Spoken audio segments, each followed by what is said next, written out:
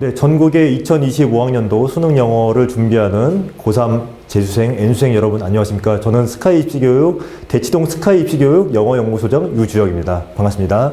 네, 본 OT 영상은 이제 1등급에 맞춰서 이제 우리 수능 영어를 준비하는 고3 N수생, 그리고 특히 이제 우리 그 상위권 또 최상위권도 고1, 고2 포함해서 이제 앞으로 우리가 어떻게 수능 영어를 준비해야 될지, 우리가 어떻게 우리 수능 영어, 어려워진 수능 영어에 대비해야 될지 고민하고 있는 우리 수험생 여러분들을 위해서 이제 소개해드리는 그런 시간을 갖기 위해서 본 OT 영상을 찍게 되었습니다. 예.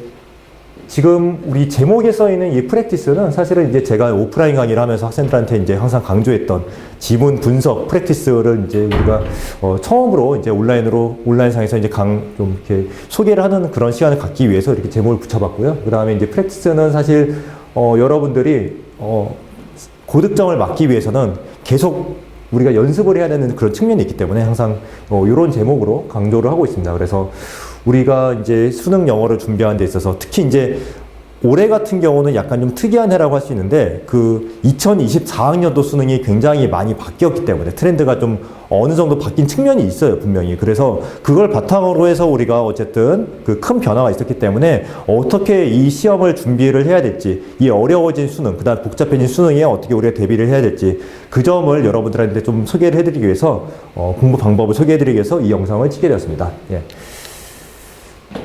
자, 일단은 우리 지금 일단 1등급을 목표로 하는 학생들이 이제 우리 이 영상의 어떤 그 주된 타겟이 될 건데요.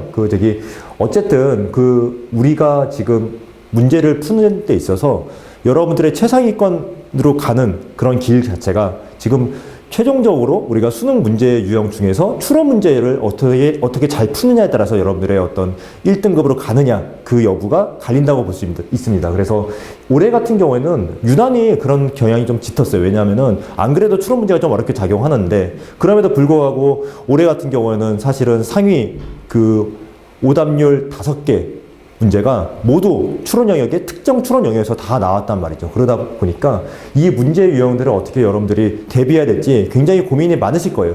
그래서 그 점을 좀 소개를 해드리기 위해서 그 고민을 해결을 해드리기 위해서 우리가 어떻게 이제 오프라인상에서 공부를 해 나갈 것인지 그 점을 좀 소개해드리기 위해서 이 영상을 찍게 됐습니다.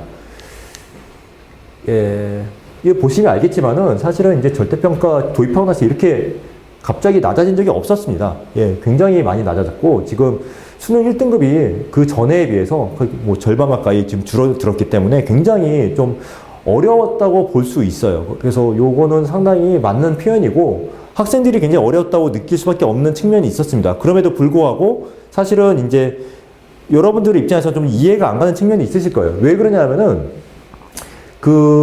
전에 그 시험 유형과 비교를 했을 때, 사실은 우리 작년 6월부터 킬러 문항이 제거된다는 그런 이슈가 있었지 않습니까? 그러다 보니까 학생들 입장에서는 굉장히 킬러 문항이 없어졌는데 왜 더 쉬워져야지 정상인데 왜 더 어려워졌느냐. 이게 좀 이해가 안 가는 학생들이 많이 있을 것 같아요. 근데 그게 어떻게 보면 키포인트가 될 수 있습니다. 왜 그러냐면은 수능에서 우리 영어에서 킬러 지문이 없어졌다는 그 의미는 어떤 의미냐면은 지문이 예전에는 좀 논리적으로 무리가 있는 그런 지문들이 출제가 된 적이 있었어요, 분명히.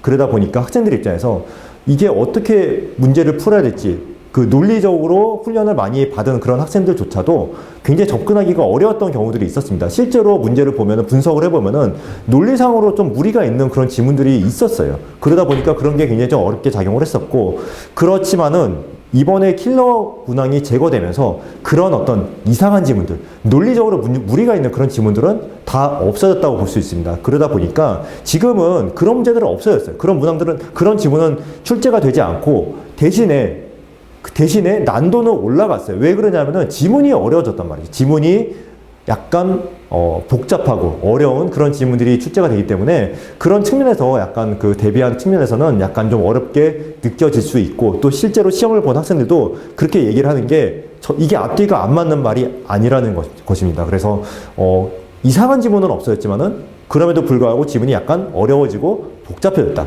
이렇게 여러분들이 이해하시면 편할 것 같습니다.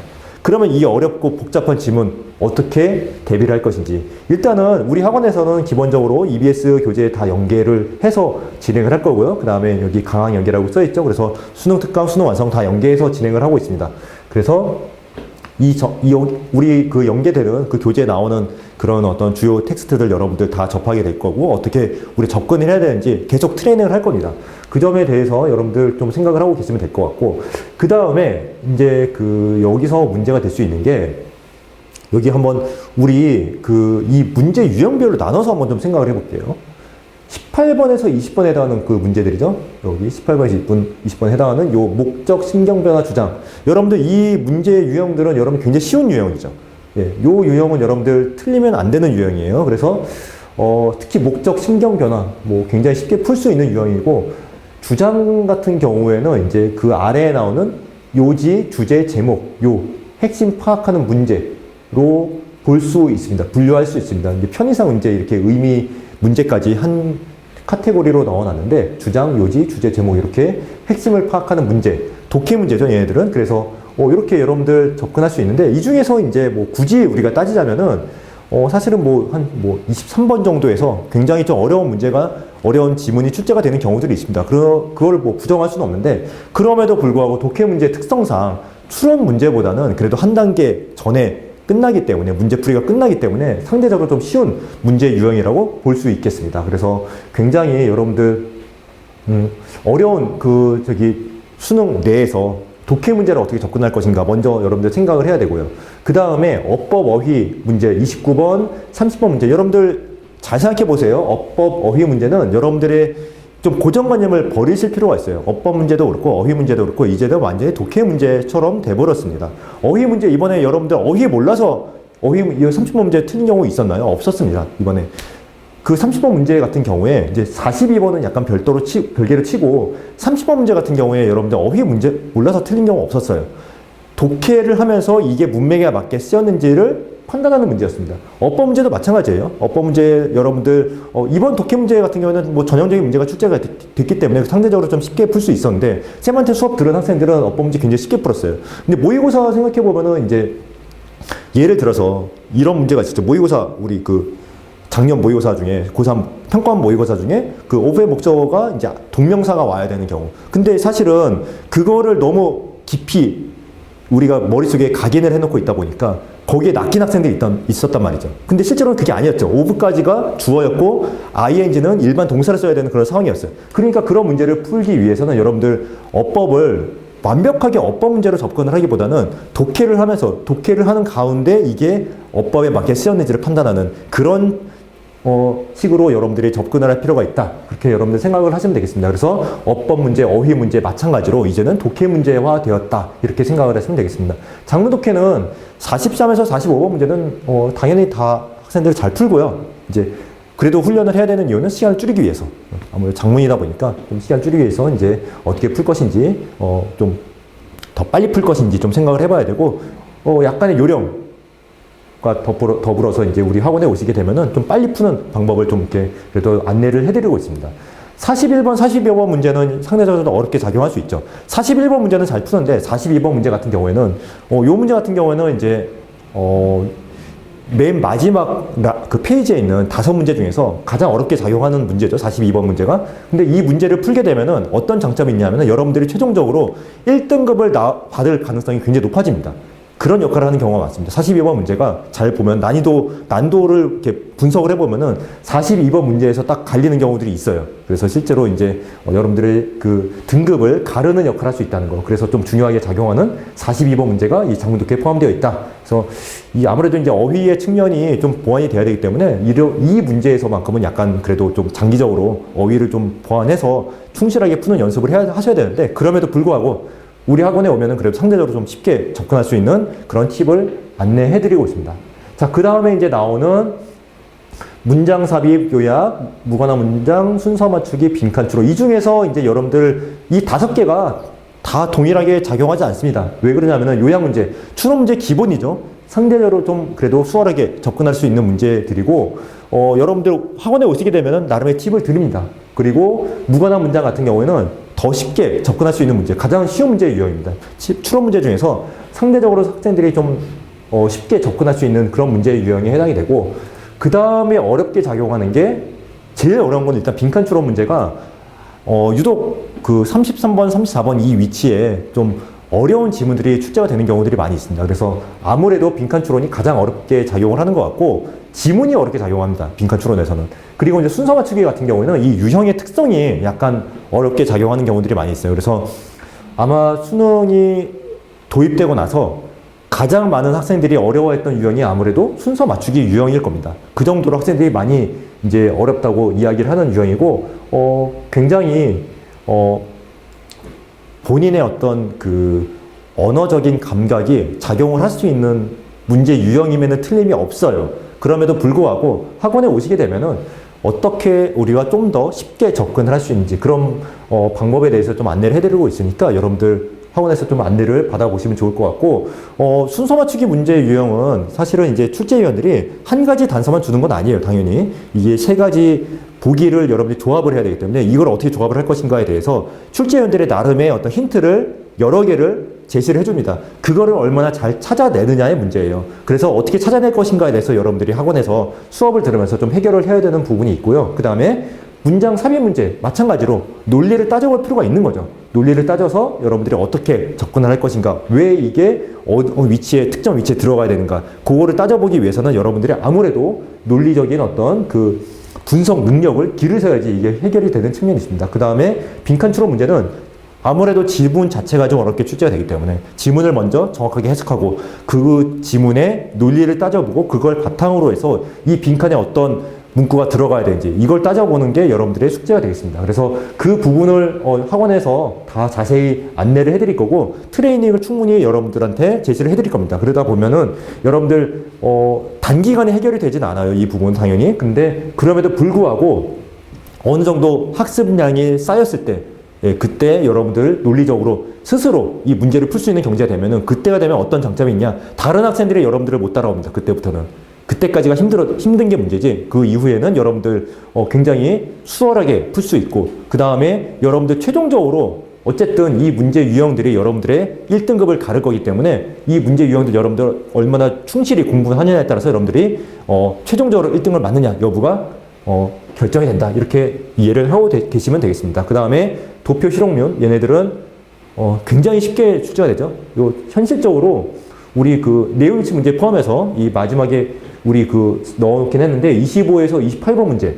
얘네들은 현실적으로 너무 쉽게 출제가 되기 때문에 크게 걱정 안 하셔도 되고, 앞에 추론 문제 어느 정도 여러분들 풀 정도가 되면은 얘네들은 뭐 굳이 공부 많이 안 하셔도 시간 줄이는 연습만 하시면은 어느 정도 다 맞출 수 있게 출제가 되기 때문에 여러분들 너무 걱정 안 하셔도 되고, 경우에 따라서는 그런 경우도 많이 있어요. 그냥 처음에 와서 문제 풀어도 잘 푸는 학생들이 굉장히 많습니다. 그래서 크게 걱정 안 하셔도 된다. 그래서 학원에 오시게 되면은 접근할 수 있는 대략의 팁만 여러분들 좀 알려드리면은 그래도 잘 푸는 경우도 많기 때문에 크게 걱정 안 하셔도 될 것 같습니다.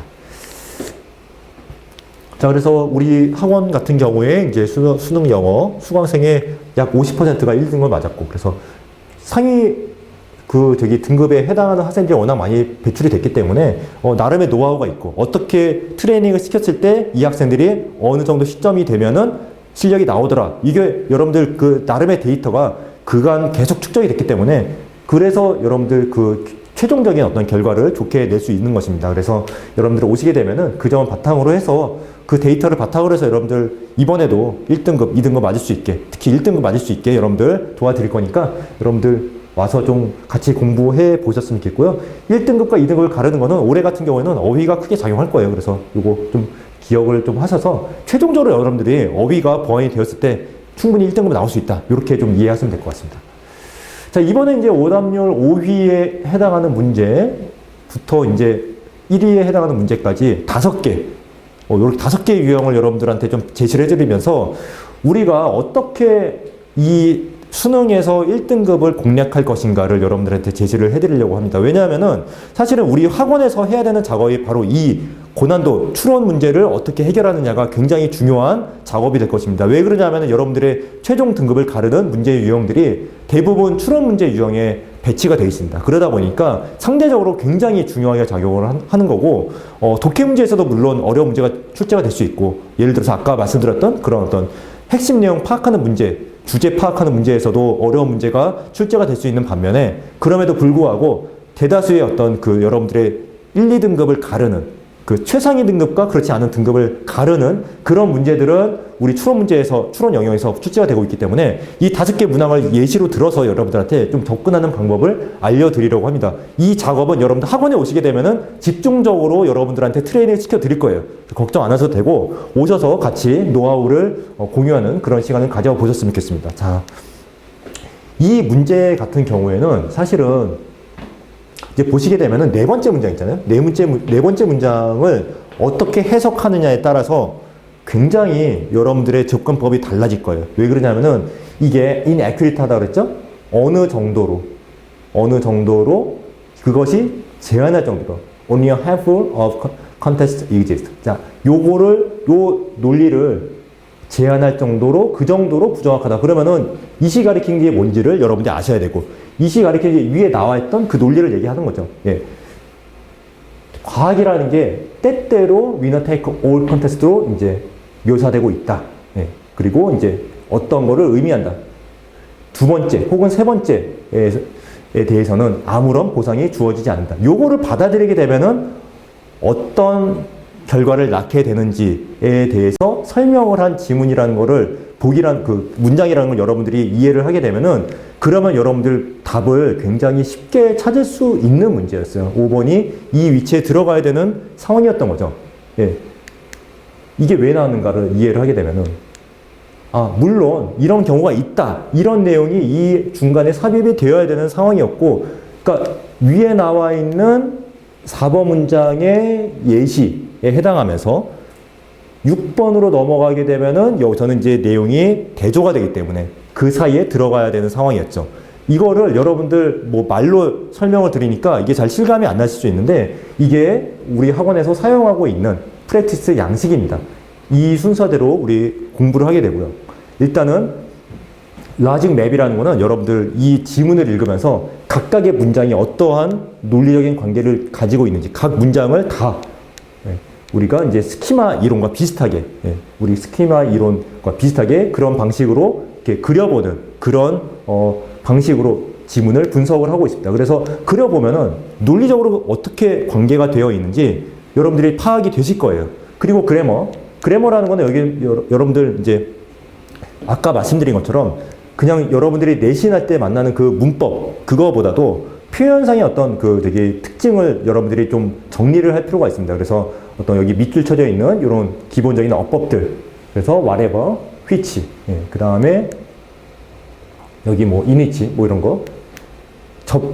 여러분들이 이런 거를 왜 지금 정리를 하셔야 되냐면은, 사실은 이제, 잠깐만요.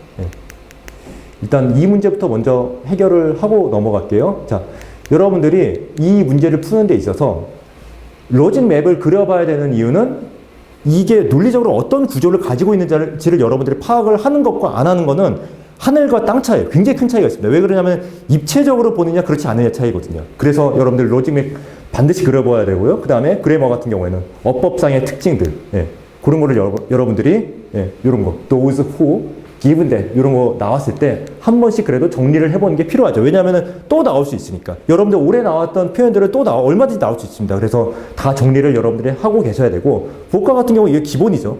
올해 같은 경우에 복과가 굉장히 중요하게 작용합니다. 그래서 따로 복과를 체계적으로 공부를 하셔야겠지만은, 그럼에도 불구하고 수능에 출제됐던 그 어휘들은 여러분들 따로 정리를 다 하고 계셔야 됩니다. 그래서 이런 측면에서 여러분들 정리를 할 수 있게 프랙티스 그 양식을 여러분들이 소개를 해드리는 거고, 다음 문제로 넘어가서 한번 살펴보면 여기서도 마찬가지예요. 사실은 이 문제를 정확하게 풀기 위해서는 논리적으로 어떤 구조를 가지고 있는지 여러분들이 직접 그릴 수 있어야 됩니다. 그렇지 않으면 여러분들이 표면적으로 보는 거랑 입체적으로 보는 거랑 굉장히 큰 차이가 있을 거예요. 그래서 여러분들 실제로 그려보아야 된다는 얘기고, 그 다음에 예를 들어서 이제 어법을 따질 때도 사실은 whatever, 그 다음에 which. 자, 여기 계속적 용법의 which가 나왔는데, 요거 여러분들 수능에는 안 나옵니다. 수능에 안 나오는데 왜 이거 밑줄을 쳐놨느냐. 뒤에 보시게 되면 in which 나오죠. 이거는 여러분들 관계 부사에 해당하는 용법이잖아요. 사실은 전치사 플러스 관계대명사, 관계 부사와 서로 호환되는 그런 용법이기 때문에 얼마든지 여러분들 수능에 출제가 될 수 있습니다. 그리고 사실은 이제 뭐 휘치라든가 계속적 용법의 휘치라든가 여기에 이니치 이런 용법들은 다 내신에서는 굉장히 특 A급 문제로 분류가 되죠. 그래서 이렇게 여러분들 정리를 해나가시면서 자연스럽게 내신도 대비를 하시고 그 다음에 수능에서는 사실은 이니치는 충분히 출제가 될 수 있기 때문에 요 용법을 여러분들이 정리를 해놓으시면은 한번 정리해 놓은 거는 여러분들이 잊어버리지 않는다는 말씀입니다. 그래서 여기서 여러분들이 정리를 하시면서 어떻게 우리가 우리 어법을 정리를 할 것인지 여러분들 접근을 할 수 있고 그 다음에 whatever 요 용법 복합관계대명사 이런 용법들은 여러분들 실제로 출제가 되게 되면은 굉장히 어렵게 작용을 할 수 있기 때문에 여러분들이 그래도 여기 어법을 한번 정리하면서 이런 표현이 등장했을 때 독해에도 도움이 되기 때문에 어법을 정리를 하실 필요가 있다는 거 강조하기 위해서 쌤이 항상 어법을 정리하게 시키고 있습니다. 그래서 여기 어법이라는 거는 여러분들 독해를 위한 문법, 그 다음에 내신에 필요한 어법, 수능에 필요한 어법 한꺼번에 정리할 수 있게 이렇게 나올 때마다 여러분들 간략하게 정리할 수 있도록 되어 있고 여기는 지금 약간 퍼져 있는데 지금 실제 이제 종이 양식을 보시게 되면은 여러분 굉장히 좀 정리하기 편하게 이렇게 여러분들한테 배부를 해드릴 거기 때문에 정리하기 굉장히 좋게 되었습니다. 그리고 복화 같은 경우에는 사실은 올해 같은 경우에는 진짜 이게 지금 어려운 어휘들이 중간중간에 많이 나오는데 그럼에도 불구하고 과거의 수능 트렌드를 보면은 여러분 어려운 어휘가 출제됐을 때 그 다음 수능에 또 출제가 되는 경우가 굉장히 많이 있습니다. 그렇기 때문에 이게 아무리 어려운 문제가 많이 어려운 어휘들이 출제가 됐다고 하더라도 제시가 됐다고 하더라도 여러분들 이런 단어들 다 정리를 해 놓으셔야 됩니다. 그래서 그런 점을 염두에 두고 복화를 같이 우리 정리를 할 수 있도록 그렇게 좀 배치를 해놨습니다. 자, 그리고 이제 요 문제 유형 굉장히 어렵죠. 어렵고 지금 이 문제는 이제 특별하게 이제 이것도 좀 설명을 드리는 게 좋을 것 같은데 오답률 3이에요. 얘네들은 지금 여기서부터 이제 그 36번 문제랑 얘네가 똑같은 유형이죠. 순서 맞추기 유형인데 얘가 3이고 앞에 문제가 4위였어요.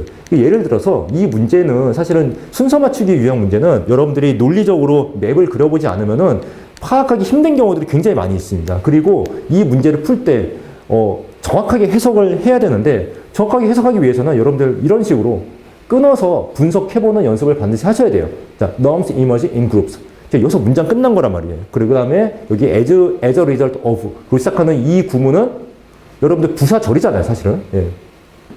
부사구죠, 부사구. 그래서 부사구가 뒤에 있는 상황에서 주절을 여러분들이 해석을 할 수 있으면 되는 거고 여러분들 문장 분석할 때 수식을 해주는 그런 요소들 그 다음에 수식을 받는 요소들 여러분들 명확하게 구분하셔가지고 논리를 따져서 공부하시고 그 다음에 문장의 형식을 따져보시고 그렇게 여러분 접근을 해서 여러분들 이런 문장 같은 경우에도 좀 정확하게 해석을 할 수 있도록 하셔야 됩니다. 그래서 여기서도 마찬가지로 지금 이 문장 길어 보이지만은 웬 부사절 다 빼고 나면은 지금 실질적으로는 일형식 문장이란 말이에요. 이런 게 눈에 바로바로 들어오셔야 되고 그래서 여기 다 끊어놓은 겁니다. 이런 식으로 여러분들 끊어가면서 어떻게 우리가 해석을 할 것인지 각 그 문장에서 핵심이 되는 파트라는 거는 형식을 결정하는 요소들을 말씀드리는 겁니다. 그래서 핵심을 여러분들이 그 파악하시면서 어떻게 정확하게 해석을 하실 것인지 여러분들이 파악을 해 보셔야 되고 그걸 바탕으로 이제 우리가 정확하게 해석을 해서 논리맵을 그려본다는 얘기죠. 그래서 그렇게 해서 논리맵을 그려보면은 이 11개의 문장이 어떻게 지금 논리적으로 배치가 되어 있는지 한눈에 들어오실 거예요. 그러면은 여러분들이 그런 작업을 스스로 하실 수 있게 되면은 이 순서 맞추기 문제 유형은 굉장히 수월하게 접근을 할 수 있습니다. 그래서 지금 보시게 되면은 논리맵 굉장히 좀 아무것도 아닌 것 같아도 굉장히 여러분들한테 중요하게 작용하니까 좀 여러분들 열심히 따라오셔야 되고 논리맵 어떻게 그리는지에 대해서는 여러분 학원에 오시게 되면은 정확하게 나름의 어떤 팁이 있기 때문에 정확하게 여러분들한테 소개를 해 드릴 것입니다. 그리고 여기 보시게 되면은 have prescribed 이런 표현들도 have 플러스 pp 이런 형태로 나올 때마다 어법에다 정리해 놓으시는 거고 그 다음에 여기 and 왜 쌤이 여기다 밑줄을 쳐놨을까요? 당연히 앞에 나와 있는 것과 병렬 구조로 지금 되어 있기 때문에 나올 때마다 여러분들 알아보셔야 돼요. 스스로 알아보실 수 있어야 되기 때문에 이런 훈련을 계속해서 시키고 있습니다. 왜냐하면 이게 여러분들 독해하는데도 병렬 구조라는 걸 여러분들이 머릿속으로 인식을 하셔야 되고 그 다음에 여러분들 혹시라도 29번 문제 풀 때 요거 병렬 구조는 굉장히 잘 나오는 유형 중에 하나예요. 가장 잘 나오는 문제 유형 중에 하나이기 때문에 여러분들 이게 보실 때마다 여러분들의 눈에 들어오셔야 됩니다. 그래서 이렇게 정리를 할 수 있게 되어 있고 복화 마찬가지로 이런 식으로 정리할 수 있게 되었습니다. 자, 그 다음에 올해 같은 경우에 34번하고 35번 이 두 문제가 굉장히 어렵게 작용을 했습니다. 먼저 33번 문제가 좀, 쌤이 보기에는 34번이 좀 더 어려웠던 문제였던 것 같은데, 실제로 이제 학생들이 가장 많이 틀린 유형은 33번 문제였습니다. 그래서 이 문제 같은 경우에는 정답률 자체가 20%가 안 됩니다. 그래서 이게 찍었을 때 정답률이 20%인데 20%가 안 되다 보니까 약간 좀 비정상적으로 학생들이 오답률이 높았다 이렇게 볼 수 있겠고, 그럼에도 불구하고 굉장히 논리적인 문제였어요, 사실은. 예. 그래서 이게 사실은 여기서 지금 보시게 되면은 확정이 안 됐기 때문에 이 대체가 될 수 있다. without loss.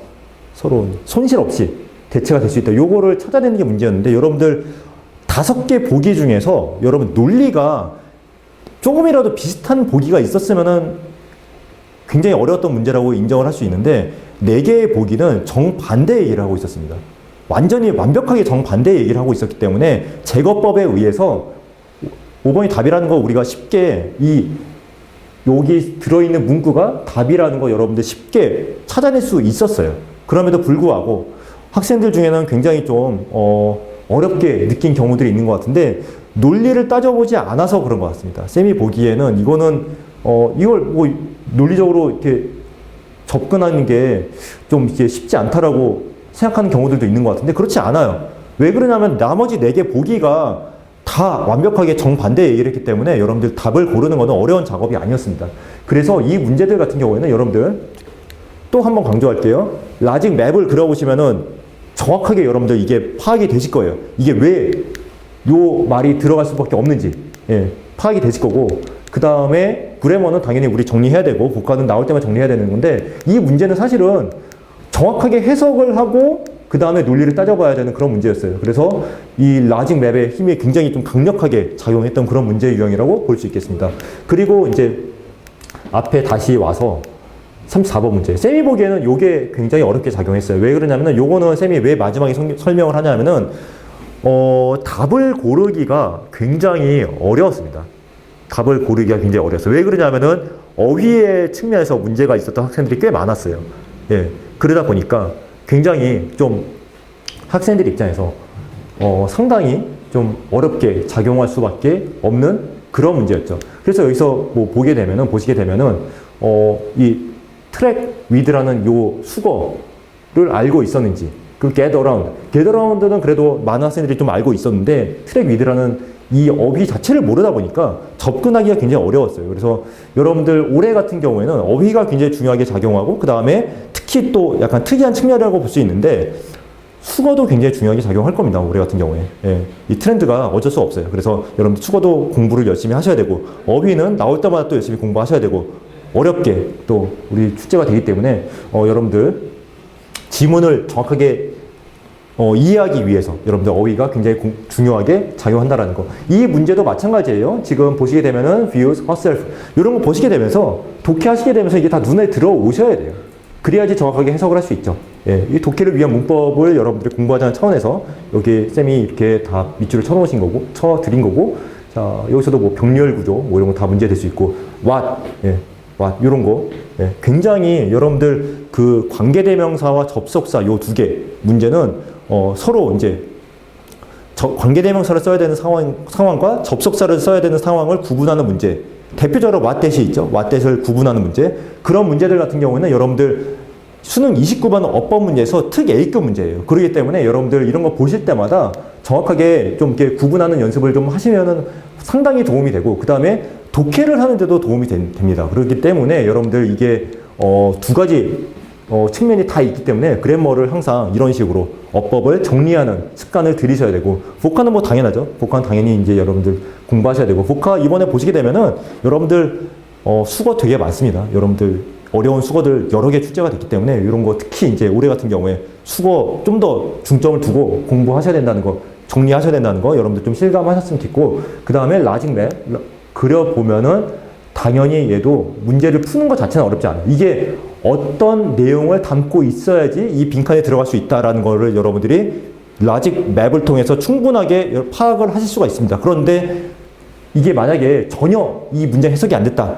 그러면은 그거는 좀 문제를 풀기가 어려웠을 거라고 생각을 합니다. 그래서 여러분들 공부를 하실 때 올해 같은 경우는 특히 이제 어휘를 충분히 공부를 하셔야 된다는 것, 충분히 습득을 하셔야지 그게 여러분들 결국에는 학원에서 논리를 가르쳐 드리고 스킬을 가르쳐 드릴 거예요. 어떻게 접근하는지 정확하게 해석 다 해드릴 거고 그 접근법은 여러분들한테 다 전수를 해드릴 거고 그걸 바탕으로 해서 여러분들이 스스로 해석해보고 논리를 따져보고 추론하는 경지까지 가셔야 되죠, 당연히. 예. 그런데 그럼에도 불구하고 여러분들 최종적으로 1등급과 2등급을 가르는 데 있어서 굉장히 중요하게 작용하는 게 어휘의 측면이 있을 거예요, 분명히. 그래서 여러분들 쌤이 보기에는 이게 최종적으로 여러분들 그 추론 문제 해결하는 것보다도 이 어휘가 결정적으로 여러분들 1등급을 올라가는 데 있어서 1등급으로 들어가는 데 있어서 중요하게 작용할 거라고 생각이 되기 때문에 여러분들 평소에 어휘 충분히 공부하셔야 되고 그게 여러분들 바탕이 돼 있는 전제 하에서 학원에 오셔가지고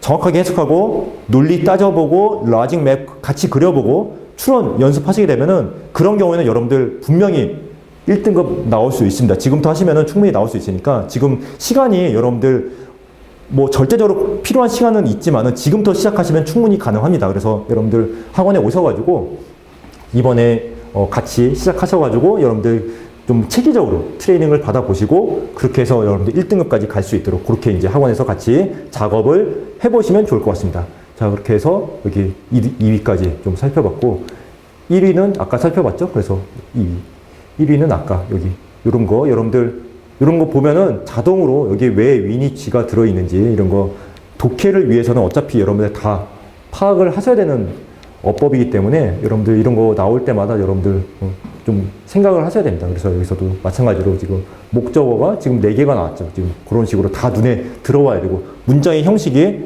굉장히 정확하게 빠르게 파악이 되셔야지 여러분들 정확한 해석을 할 수 있기 때문에 다 이런 식으로 문장별로 다 끊어서 어떻게 이게 정확하게 해석을 할 것인지 여러분한테 제시를 해드릴 것입니다. 그렇게 해서 접근하시면 되고, 자, 이게 올림포스 교재 지금 들어있는데 이런 식으로 각 영역별로 나눠서 이렇게 이렇게 공부할 수 있다는 거, 요거 보시게 되면은 사실 이제 순서 맞추기 유형이면서 이제 여기 어법 문제도 같이 포함이 돼 있죠.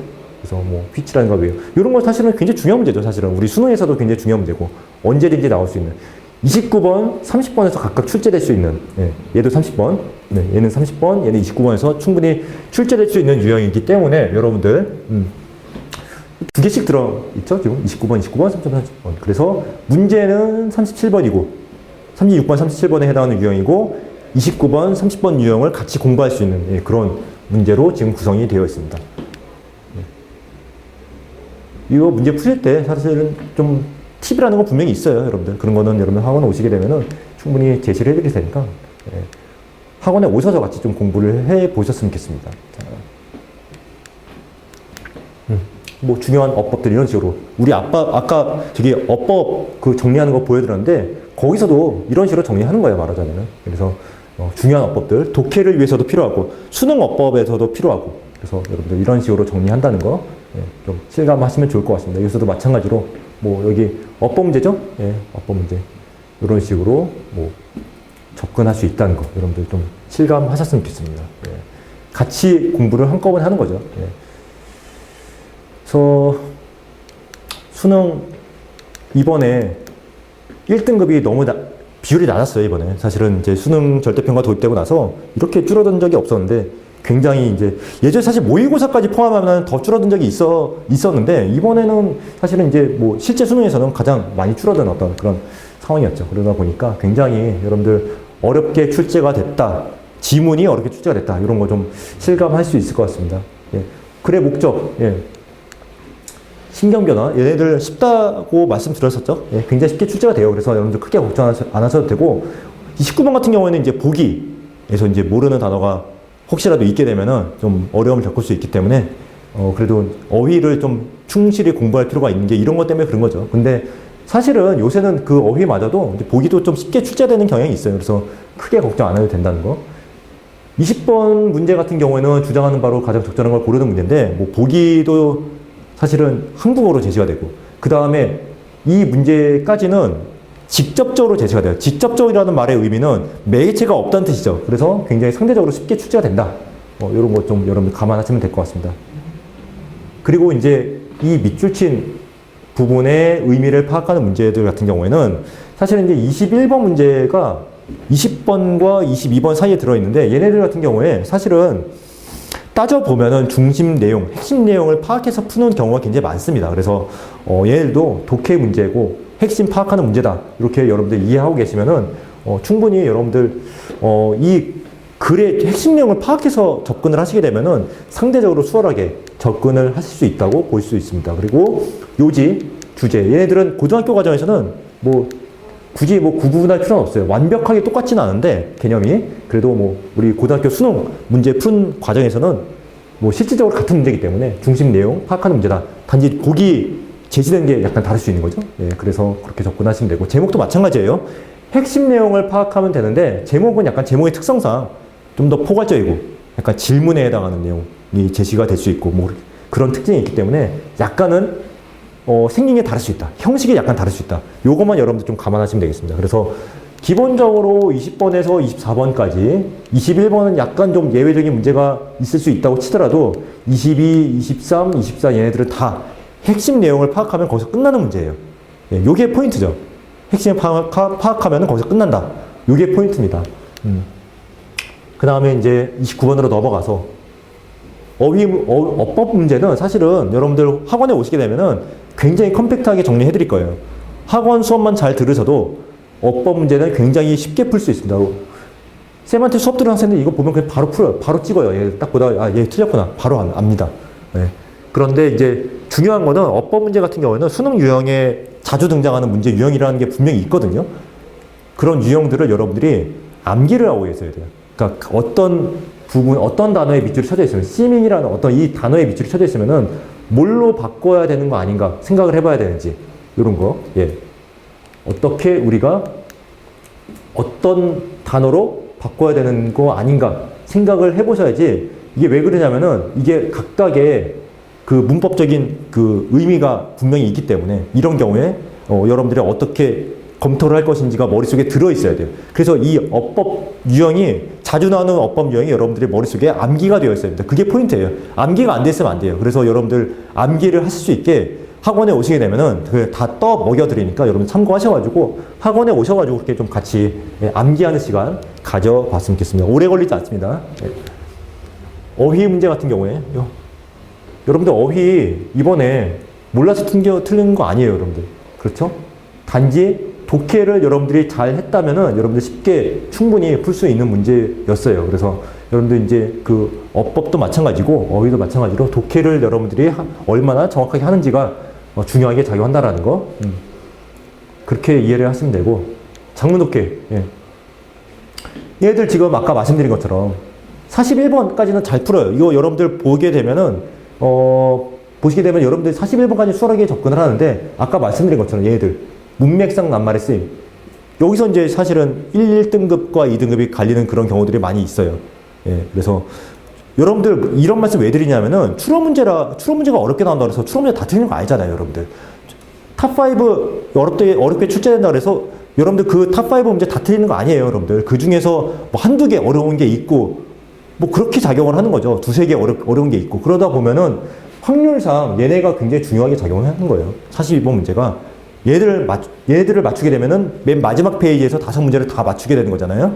그런 경우는 상대적으로 다시 2번 문제까지 풀었을 경우에 5문제 다 맞추게 되면은 1등급을 받을 가능성이 굉장히 높아진다는 거. 여러분들 좀 실감을 하시면 좋을 것 같습니다. 여긴 쉬워요. 중학교 수준의 독해만 돼도 풀 수 있게 나옵니다. 시간만 줄이면 돼요. 아까 말씀드린 것처럼 라직 맵 그려가지고 어떻게 우리가 넣을 것인지. 근데 올해 같은 경우에 굉장히 기본에 충실한 문제가 나왔어요. 왜 그러냐면은 빈칸 문제 같은 게 여러분들 그 독해를 해보시면은 논리적으로 끊어지는 부분에 이 주어진 문장이 들어가게 출제가 됐기 때문에 가장 이 삽입 문제에서 기본에 해당하는 문제로 출제가 됐다. 이렇게 이해를 하시면 되겠습니다. 그래서 여러분들 이게 로직 맵을 그려보면은 굉장히 쉬운 문제예요, 사실은. 그래서 여러분들 걱정 크게 안 하셨으면 좋겠고, 얘도 마찬가지고, 예. 굉장히 쉬운 문제였어요. 나중에 그려보면은, 예, 자기 들어갈 위치가 딱 파악이 됩니다. 한눈에. 입체적으로. 유형 문제는 이제 추론 문제 중에서 굉장히 좀, 기본이 되는 그런 문제 유형인데, 사실은 이제 이 40번 문제 같은 경우가 추론 문제를 이해하는데 굉장히 좋은 문제예요. 왜 그러냐면은 이 추론 문제라는 게 사실은 답이 1번인데 왜 1번인지 여러분들이 이제 생각을 해보셔야 돼요. 왜 그러냐면은 이게 사실은 학생들이 많이 오해를 하는 게 추론 문제가 지문에 주어지지 않은 정보를 가지고 문제를 풀어야 된다고 오해를 하는 경우들이 굉장히 많이 있어요. 그럼에도 불구하고 추론 문제는 지문에 단서가 다 제시가 됩니다. 그래서 올해 같은 경우에도 어떤 부분을 가지고 1번을 답으로 할 것인지를 여러분들이 찾아내는, 예, 그런 작업을 여러분들이 직접 하실 수 있어야 돼요. 그걸 위해서 학원에서 우리 같이 트레이닝을 하는 거죠. 예, 그래서 지문에서 어떻게 단서를 찾아낼 것인지를 찾아내는 게 핵심이다. 포인트다. 요게 요 문제뿐만 아니라 모든 추론 문제 다 마찬가지예요. 그래서 추론 문제 본질을 여러분들이 좀 실감할 수 있는 그런 문제라고 볼 수 있습니다. 그리고 얘는 쉽게 나와요. 쉽게 나옵니다. 예. 대부분 잘 풀어요. 얘네들은. 너무 걱정 안 하셔도 되고.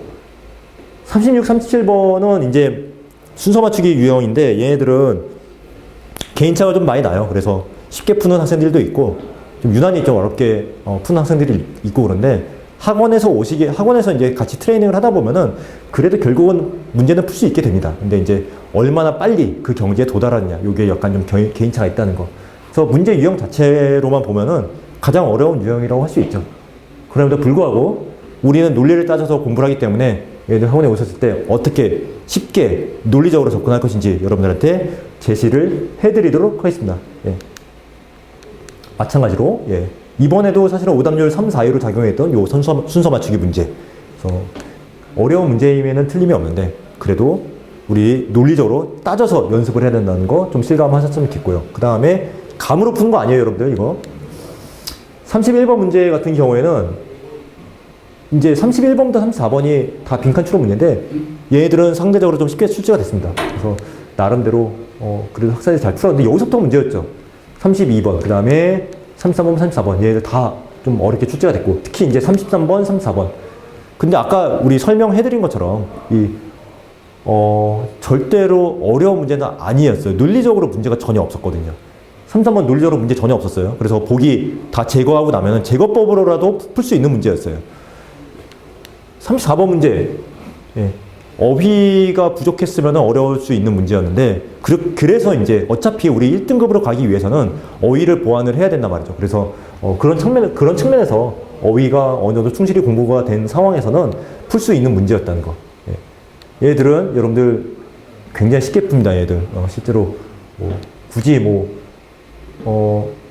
어떤 요령을 찾기보다는 연습을 해서 시간을 줄이는데 여러분들 좀 포인트를 맞추셔야 돼요. 그래서 그렇게 이제 학원에서도 트레이닝을 시켜드릴 거고, 얘들은 실질적으로 등급을 가른다 이런 거보다는 다른 문제를 얼마나 그러니까 다른 문제를 풀기 위한 시간을 얼마나 확보할 수는 있느냐에 이제 초점 맞춰야 되기 때문에 얘들은 그냥 빠르게 푸는 방법을 좀 여러분들을 터득하는 게 포인트라고 할 수 있겠습니다. 자, 그래서 이제 우리 이렇게 좀 살펴봤는데 상위 5점 완전 해체. 예. 그래서 이 말씀을 왜 드리냐면은 이 문제 유형들을 여러분들이 해체할 수 있는 실력이 되면은 다른 추론 문제들도 여러분들이 풀 수 있다는 얘기가 됩니다. 예. 문제 난도로 치면은 굉장히 어려운 문제였으면 틀림이 없어요. 왜 그러냐면은 지문이 어렵기 때문에 그런 거죠. 그럼에도 불구하고 요 지문들을 여러분들이 소화를 해서 풀 수 있는 경지가 된다. 그렇게 되면은 여러분들 추론 문제 충분히 잘 푸실 수 있다고 생각하셔도 됩니다. 그래서 여러분들 어차피 우리 그 수능 등급을 가르는 거, 최종 등급을 가르는 거는 여러분들 결국에는 우리 추론 문제로 여러분들이 생각을 하셔도 되고, 그 다음에 예외적으로 몇 개, 42번 문제라든가, 23번 문제라든가, 이런 위치에 또 어려운 문제들이 출제가 될 수 있지만은 그래도 기본적으로 여러분들 가장 어려운 문제들은 어쨌든 추론 문제로 출제가 되기 때문에 특히 이제 그 추론 문제 중에서도 순서, 삽입, 빈칸 추론 요 세 가지 유형을 얼마나 여러분들이 잘 푸느냐에 따라서 여러분들 최종적인 여러분들의 등급을 결정할 가능성이 굉장히 높기 때문에 요거에 먼저 해결이 되셔야 되고, 그리고 나서 여러분들 다른 문제 유형을 안 한다는 게 아니에요. 여러분들 이 문제 유형을 잘 풀게 되면은 다른 문제 유형들은 더 쉽기 때문에 그만큼 빨리 정복을 할 수 있다는 얘기입니다. 그래서 가장 어려운 문제 유형을 먼저 정복함으로써 다른 문제 유형들까지 더불어서 우리 같이 해결할 수 있도록 그렇게 이제 우리 트레이닝을 진행할 거니까 여러분들 학원에 오셔서 이번에 이제 같이 좀 이렇게 공부하셔가지고 수능 이번에 제대로 한번 본격적으로 여러분들 이번에 수능 트렌드가 이미 바뀌었기 때문에 어떻게 우리가 접근을 해야 되는지 한번 같이 고민해 보시고 이번에 학원에서 충분히 여러분들 1등급 만들어 드릴 수 있으니까 같이 오셔가지고 공부하시면 되겠습니다. 자, 그렇게 해서 이렇게 여러분들 그 수능 어떻게 대비할 것인지 특히 이제 수능 1등급을 위해서 어떻게 우리가 준비할 것인지 소개해드리는 시간을 가져봤는데 여러분들 학원에 오셔서 같이 오프라인으로 공부하는 시간 가졌으면 좋겠습니다. 감사합니다.